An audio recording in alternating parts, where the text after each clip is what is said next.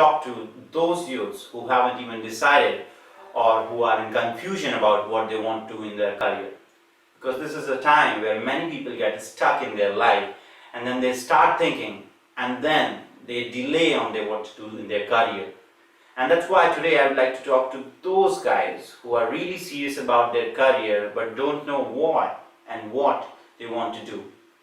So the most important thing that must be done as a youth before you are going to start your career is to go back into your life, go through a recap, and then understand what was that one thing that you did and you did it fantastically well and you didn't even prepare for it. And people do tell you that, hey, you have done it the best way. So this is the knack, this is the talent that we have got. When I look back in my career, I look and I see that I was very good at playing cricket. But that thing doesn't apply to me at this point in time. So when I was just about to get out of my college and want to keep my place in this particular competitive world, which the Peter Drucker called the era of the 3 C's, accelerated change, overwhelming complexity, and tremendous competition.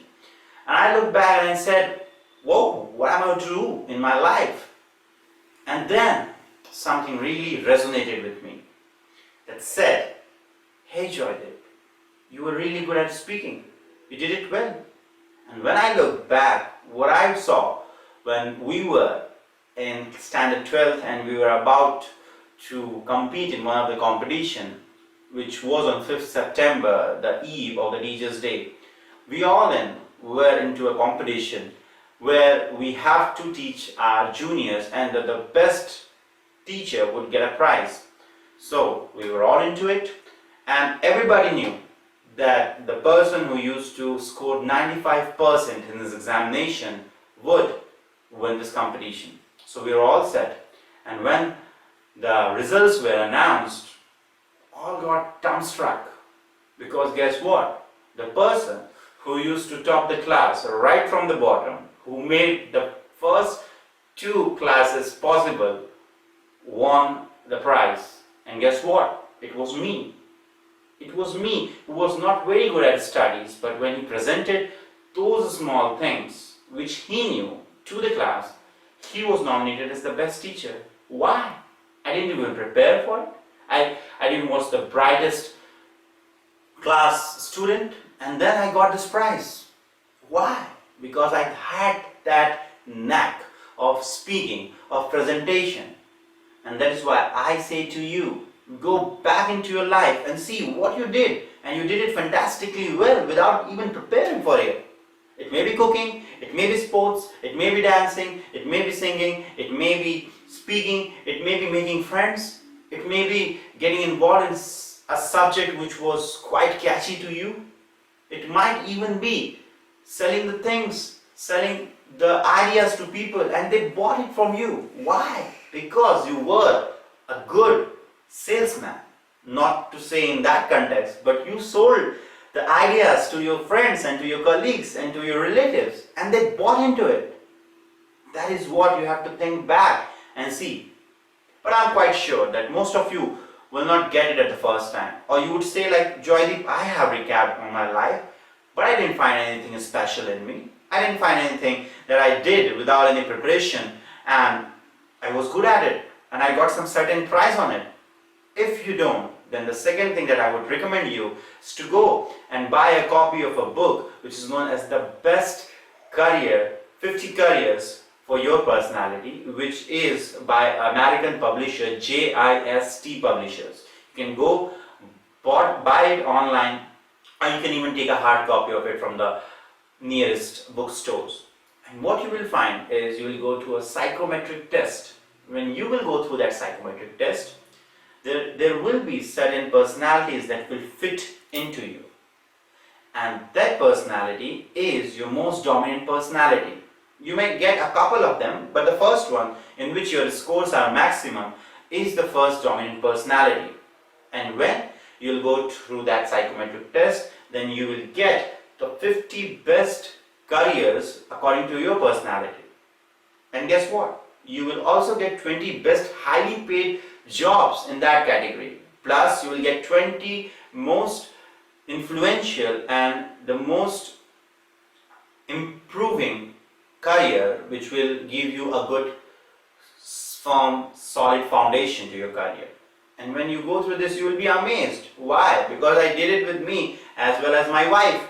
And when we have gone through the psychometric test, we found that the same thing that which I was suggesting to my wife, because I have seen it, she is having a knack in writing and she's really good in visualizing and conceptualizing the things.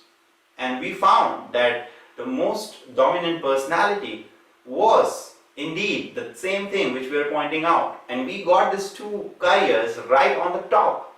So I say to you, go through that test and you will find something that really resonates, and you will find it, yeah, this is what I do, this is what matches, this is right for me, and then you can start on with that career. But most of you will get stuck there, because when I found out that speaking is something really good, which I did, and I did it exceptionally well, what I did was taking action, diving into it. And when I was pursuing my graduations, right at the final semesters, I took a job, a part-time job, and started doing it. What I found was I did really well. People do appreciate my work. They liked it, and I was making some sort of difference. And I liked it, what I was doing. I thought that I didn't even like the subjects that I was studying, in which I'm going to get a degree. But when I took a next step and got into that job, what I found was it really suits me. And I started loving it, and I started doing more and more research on it. And finally, when it was my last semester, you won't really believe it, I just left one of the papers. Why? People were just getting mad at me and saying, why have you done it? There was no need of it, man. I said, see, I know I want to do my career. This degree does not make a much big difference in my life. I knew what I wanted to do. I'll come prepared the next time I'm giving this examination, and I'll give it. But the thing is, I know what I want to do, and I'm heading towards it. This is the thing that you have to do, to get into action, dive into it. When you find something that resonates with you, which is unique with you, go, take a job, get into that career, understand, learn, do it, and you will find out whether it suits or not. Eventually, you have got time to dive into another career. If you don't love it, if you don't really enjoy it, you have got an option. And the much statistic says that a person who starts his career early before the 25s have got a much brighter perspective of success. They really get into their peak career, and guess what? They are just between the age of 35 to 40. You have seen it, and we have seen it, and research tells us. So why do fake the things out? Go dive into the career, see if it suits you. If it suits you, go along with it. If it doesn't, got a next career in front of you. Do not forget to go through that book, because that is a foundation. If you didn't really see what's special inside you when you go through that recap process, which is the process number 1. The process number 2, which I told you, going with that book and diving into your career.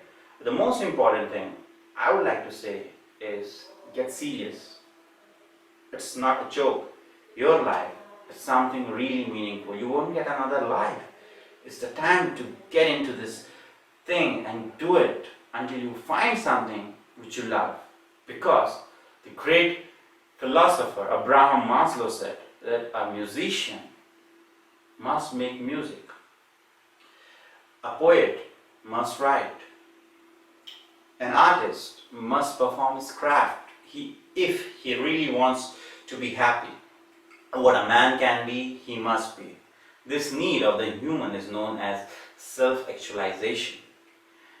And if you really want to be happy, you have to go through the self-actualization process. And this is the 2-step that has helped me, and that has helped hundreds of people around me whom I have suggested. And it will work for you as well. So best of luck and dive into it.